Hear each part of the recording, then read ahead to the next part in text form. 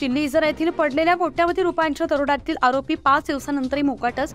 Police अधीक्षक साहेब दखल घ्या, तक्रारदाराची कैफियत।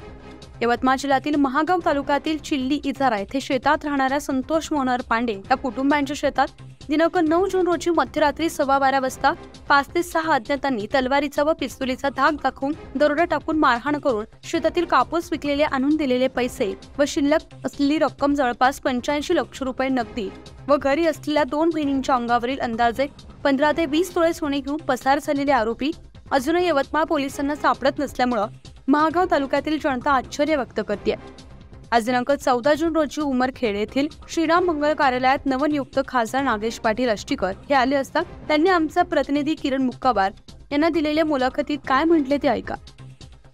महागाव तालुक्यामध्ये 1 करोड रुपयाचा डाका पडला, दरोडा पडला। 6 दिवस झाले, अजूनपर्यंत पोलीस विभागानं कुठल्याही प्रकारच्या आरोपीला अटक केली नाही। आपण नवीन खासदार काय करू शकाल?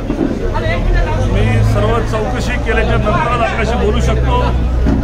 आज त्या विषयावर बोलण्यात काही हे नाही। असंच आहे, सध्याला या जिल्ह्यामध्ये सर्व व्यवस्था खोळंबून गेलेली आहे। मी आज आढावा घेण्यासाठी इथं आलो होतो। मी आजच कलेक्टर साहेबाशी बोललो, SP साहेबाशी बोललो।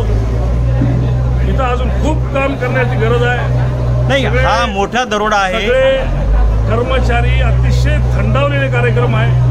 कुठल्याही प्रकारचा कुणाचाही अंकुश कोण्या कर्मचाऱ्यावर नाही आहे। त्यामुळे हे सगळ्याला सुतात बांधायसाठी म्हणून आता सगळा प्रयत्न चालू। अजून न्यूज 15 मराठीसाठी प्रतिनिधी किरण मुक्काबार, महागाव, यवतमाळ।